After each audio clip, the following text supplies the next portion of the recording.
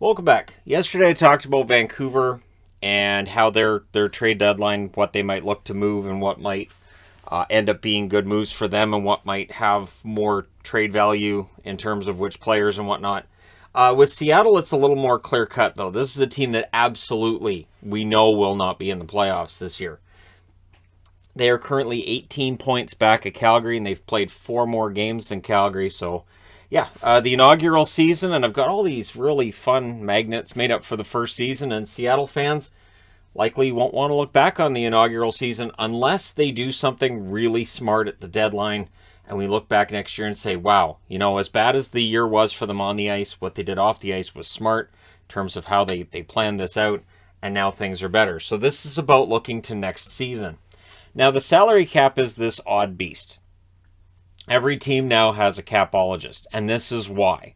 So we look at how much cap space a team might have on any given day, and we say, okay, this team has $1 million, right? Right now their roster is worth $81 million. It's $81.5 million is the salary cap, so they have $500,000 in cap space. But you accrue cap space over the year. You put guys on IR, everything, and what it ends up doing is you end up with more cap space. So for Seattle, and it's prorated as well, their current cap space is $17,545,864. And again, that's from Cap Friendly.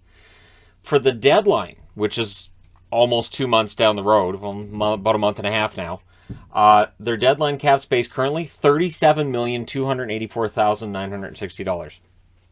So yeah, this is a team that can park some money.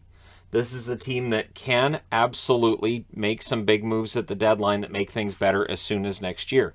Remember, they're going to have Beniers soon enough, and they're going to have a top draft pick in this year's draft. And it's seen as a deep draft. So again, looking to next year, things could get a lot better. One interesting thing, they have a draft pick in each round, except the fourth where they have 2. So this year they don't have that many draft picks, especially comparing with what Vegas had their first year. But again, there's that comparison that we really can't make. And I think what Seattle does from here, we can compare it then versus Vegas, as I think they've taken a different tactic right from the start. So right now they have 14,325,000 on the injured reserve. That does not mean there's 14,325 players on the injured reserve. You can only have 50 under contract. So you have Schwartz, who was listed as 4 to 6 weeks when he got hurt.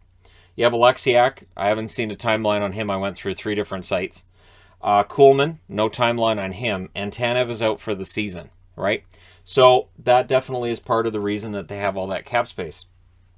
Soucy is seen as week to week, so there's more cap space there as well. Now, it's interesting because there are a number of players who are unrestricted free agents this summer. There are a number of players who are restricted free agents this summer too. So we'll start at the top. Jared McCann, 41 games, 19 goals, 11 assists, 30 points. He's a restricted free agent with arbitration rights this summer. So the question becomes, he's having his best year. Are you sitting down with him to talk to him about a long-term extension? And if that's the case, is he wanting to stay in Seattle long-term? And if he's not, then do you move him? And where do you move him to, and what do you ask for back? So I think McCann stays. I can't see them trading him, but if a team comes in and makes a fantastic offer, right? Eberle, 44 games, 12 goals, 14 assists, 26 points. It has been an up and down year for Eberle. At times he's looked great, and he struggles at times as well, which has been the storyline throughout his career. Happened in Edmonton, happened with the Islanders, now it's happening in Seattle. Yanni Gourde, 38 games, 10 goals, 13 assists, 23 points. Gourde's been solid. He really gave them a boost when he came into the lineup from injury, but at this point, I think he sticks around. Again, there's no contract up here for guys who have term beyond this year. So that might give them extra value, and Yanni Gourde might be a guy who has some value. Wenberg, 46 games, 4 goals, 17 assists, 21 points. So he's not scoring at the rate he did last year. I don't think that they're going to trade him. I don't think there'll be a big market for him either. For Schwartz, he's only played 29 games because of injuries, 6 goals, 14 assists, 20 points. He does get hurt. Schwartz, of course, signed as a UFA during the summer with Seattle. They've been happy with him when he's in the lineup. He's not in the lineup enough. So I don't think Schwartz is going anywhere either. When I had a choice to order a Seattle jersey and they had free customization on Cool Hockey, I said, all right, I'll get Schwartz on the back. And I put Schwartz on the back because A, Jaden Schwartz is one of my favorite members of the team, and B, I really don't think he's going to get moved after year one. Vince Dunn. Yeah, I know. He may get moved because I said it. Vince Dunn, 41 games, 5 goals, 13 assists, 18 points. Dunn's been good. And I don't see him being on the market either. One thing for Seattle, you can't really declare yourself open for business, I don't think, in your first year. I think you're looking at guys who've played well and you want to add to that rather than just selling off, right? So I think Dunn sticks around. I think the younger players on this team are far more likely to stick around. Then you get to Mark Giordano, 40 games, 4 goals, 14 assists, 18 points. As I mentioned in my news video this morning, Ron Francis is going to sit down with them and discuss things. And they're going to discuss what his role is, I guess, with the team, maybe whether or not he's willing to sign an extension, and general plans for Giordano from here. I look at Giordano's role right now, and I see it as being similar to when Doug Wilson ends up in San Jose when they came into the league. And, of course, Doug Wilson is now the general manager. So for Giordano, he could end up in a situation where if he decides to stay in Seattle and he likes it there, maybe he ends up being an assistant coach. Maybe he ends up working his way up into a management position. We just don't know what they're going to talk about and what they're going to offer. So for Giordano, he will have value at the deadline. He's still scoring at a decent rate. It's not at his Norris rate from a few years back, but he's still scoring enough and he's still a leader on the blue line. Ryan Donato, 41 games, 9 goals, 7 assists, 16 points. He's a restricted free agent in this offseason with arbitration rights. All of the restricted free agents have arbitration rights. So, for any Seattle fans watching this, arbitration rights just means that a player or the team can elect to go to an arbitrator where they say, all right, we cannot agree right now on a contract. We'll go to an arbitrator, and if we get a date of, say, August 12th is our arbitration date. Between now and August 12th, we can still sit down with the player and discuss a contract. We can work it out before we go to the arbitrator. Or once we get to August 12th, we sit down. The arbitrator hears my side, here's the player's side, and then decides on how much it's worth. If the team decides that the arbitrator's offer is ridiculous and that his judgment is just not something they're willing to do, the player becomes an unrestricted free agent when they walk away from the contract. So arbitration could be a bit of a messy situation, but Ron Francis didn't have a problem picking up guys that he knew would have arbitration rights when he picked them up on the expansion draft, in the expansion draft. So Donato's an interesting case. I think he's had an up and down year.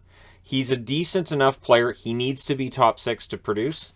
And I still have that question about whether or not Donato is a top 6 forward in the NHL. So I still have that, where I wonder, is he going to end up being that, or is he going to end up bouncing around the league as he has to this point? And I've always liked Donato since he was in Boston, but I've also understood why he's been a healthy scratch at times. Calle Jarnkrok, 34 games, 7 goals, 8 assists, 15 points. He's a UFA this summer. I'd kind of be surprised if Seattle doesn't move him. To be honest, Jarnkrok to me feels like the kind of guy that, they'll probably move. Same with Johansson. 35 games, 5 goals, 10 assists, 15 points. They've both been good in Seattle, but again, we get into, and I talked about this in the Vancouver video yesterday, there are players that they might be good for you, they might draw interest. You can replace them. That, this team isn't making the playoffs, so you have a couple of guys in the lineup after the deadline that maybe wouldn't have been there before, but it's okay. You're looking more towards the future. So Jarnkrok and Johansson, to me, are guys who probably move at the deadline. Donskoy, 45 games, 1 goal, 14 assists, 15 points. I'm so glad Donskoy finally got a goal. He has played well this year. The numbers just don't show it. I've liked Donskoy's play a lot. He just has had absolutely zero luck when it comes to getting the puck in the net. It has been an absolute disaster, and I'm hoping that turns around after the All-Star break and we see him put up at least 9 goals so he gets 10 on the season. That's fingers crossed on that one, and I don't think they trade him. I don't think the value's there right now with him, but we'll see. Brandon Tanev, his season's done, 30 games, 9 goals, 6 assists, 15 points. I don't see him going anywhere. He's one of those faces of Seattle at this point. And I think they'll just look for him to come into camp next year and see if he can pick up where he left off this year. Susi, 33 games, 6 goals, 7 assists, 13 points. As I said, he's currently week to week. I think he stays around in Seattle. I don't see him on the move. Mason Appleton, though, 32 games, 5 goals, 7 assists, 12 points. He's a restricted free agent with arbitration rights after the season. They might be tempted. They might listen on offers. There might be somebody who's willing to make an offer on Appleton. Appleton's a talented player. Bottom six guy, yes, but he's a talented player. And those guys can be important to have in your lineup. Not only that, but with the fact that he's a restricted free agent, you have some control over how much money he makes next year. UFAs are pure rentals. RFAs, you have some control over how much they get. Morgan Geekie, kind of a similar story. 40 games, 3 goals, 8 assists, 11 points. And if not for Jonas Donskoy in this lineup, I would say Morgan Geekie is the guy who's had the least amount of luck. Seattle, it's just, they get the chances, they get the shots, they just don't go in. And Geekie's one of those guys. The 3 goals in 40 games surprises me because he's played better than a guy who has 3 goals in 40 games. And so him being a restricted free agent, I don't know that he moves or doesn't. I think they probably keep him, I would think. Alexiak, 37 games, 1 goal, 10 assists, 11 points. They signed him to a contract in the offseason when they got him out of the expansion draft. I don't see him going anywhere. Blackwell, 23 games, 4 goals, 5 assists, 9 points. He's a UFA this summer. They'll listen, I would think, on calls for him, right? I always throw in the I would think because I don't have like inside sources. I don't have like Ron Francis's number or anything. So it's just pure speculation. And it's fun to look at these rosters and say, man, these guys probably go. And Blackwell, I would think if they make him available, there would definitely be teams that would call. Again, it's just a pure rental situation, so it would just be a draft pick coming in. Riley Sheahan, 33 games, 1 goal, 5 assists, 6 points. There would likely be a team in the NHL that needs a fourth line center or just depth going towards the playoffs. Sheahan doesn't break the bank. There will likely be at least a call. Jeremy Lauzon, 37 games, 1 goal, 4 assists, 5 points. He's an RFA this coming off season, again with arbitration rights. Lauzon, to me, hasn't looked as good in Seattle as he did in Boston last year. There are players who look better in Boston than they do after they leave Boston. It's an odd thing. There are also players who get better after they leave Boston. Frankie Vetrano and Nola Chari. But that's a Florida thing, I think, more than anything else. But Lauzon, I don't know if he's like going to be a long-term Seattle team member or if he's going to be moved on from. I would say the same with Hayden Fleury. 25 games, 2 goals, 1 assist, 3 points. Fleury's been okay. I remember before the expansion draft, there was a lot of talk about, man, Hayden Fleury, Seattle, that's automatic. And yeah, he's going to do really well. And I haven't seen with Fleury right now that he's necessarily got that top 4 potential there. But again, we'll see. He's still young, right? Defenseman, you give up on a defenseman too soon, you might regret it. Will Borgen, 15 games, 1 goal, 1 assist, 2 points. Depth guy. If there's calls, they'll listen. Cole Lind, 1 assist in 4 games. Hasn't played that much for Seattle. I don't think he moves either. Cale Fleury, just the 2 games for him. No points in Seattle. Kuhlman's played 5 games in Seattle, no points, which doesn't tell you he's played pretty well. But again, he's out. He's on the injured list. He is a restricted free agent after this season. There's no reason to give him up. He had 19 games in Boston, 1 goal, 1 assist. He's not going to be due for a big raise, and you need depth forwards, and Kuhlman's a decent depth forward option. And then there's True, who's just played the 8 games this year, and no points for him. So then the question becomes goaltending. And the question marks with the goaltending are simple. So you've got Grubauer and you've got Drieger. This is costing them $9.4 million in cap space for 3 years. So Grubauer, 12, 17, and 4 with an .887 save percentage. It's getting better. It's absolutely getting better, but still, it's a 6-year contract for $5.9 million a year. They're kind of stuck, right? There's no market right now for Grubauer. I don't think you buy that out in the offseason. I mean, it's possible, but then Francis is going to be dealing with a dead cap situation you really don't want as an expansion team. And then you've got Drieger, who's been 3 and 7 with an .895 save percentage. I think Drieger, on the whole, has been a little bit better than Grubauer. He's got a 3-year contract for $3.5 million per season. In hindsight, if they had kept Vanacek, if they had not signed Grubauer, they'd have even more cap space and flexibility. Vanacek's numbers in Washington have been better than Grubauer's numbers in Seattle. But again, hindsight is 2020. And then you have Joey Decord, 0-3 with an .858 save percentage. Again, young goaltender. And so for Seattle, I'm not sure that the goaltending situation is one that they're 100% happy with, but I'm not sure how you fix it. So it's one thing to look at that it likely would be something they have to look at in the offseason, not at the deadline. But that $9.4 million in cap space for Grubauer and Drieger, it to this point has not paid off. And it's weird because before this season started, we looked at Grubauer and he was very good in Colorado. There's a lot of revisionist history now saying he wasn't that good. He was just behind Colorado's defense. That's not what I was hearing most of last season. Most of last season, the conversation was about how good Grubauer was and about how he was stealing some games for Colorado. So I'm not saying there wasn't some overhyping going on, but there was also not a whole lot of talk about how he was lousy or anything. And I think, again, is he as bad as his numbers this year would show? No. I do think that he's had his struggles along the way. Was he as good as maybe his Vezina finalist status last year would show? Maybe not. But again, that's the big question mark for me with Seattle. I think their attack, it's not awful. There's definitely something to work with here. And so for Ron Francis, he has to be careful at the deadline that he doesn't make a move now that costs them next year and beyond.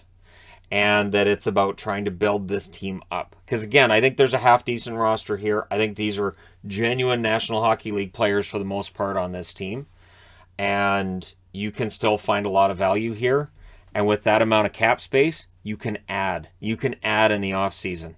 So that $9.4 million that they're spending on goaltending doesn't hurt them much now, may not hurt them much next year in year 3 if they're still looking at Grubauer and Drieger. We'll see. If they bounce back, sure, that's great. But there are some question marks going forward. They're going to be fascinating to watch at the deadline because I don't think Francis is going to be shy about making trades and trying to make this team better. And it's about trading the right players and finding the right package. And if we get into bidding wars, maybe adding a first-round draft pick or two. Because only having one draft pick in each round, I don't think that's necessarily enough. You want to have as many picks as you can, especially, as I've said, in what's supposed to be a very deep draft in 2022. So there you go. Let me know your thoughts in the comment section below as always. Don't forget to hit like and subscribe if you're browsing your way through. You just happened upon this video. Thank you guys so much for watching, for all your support. I will talk to you again soon.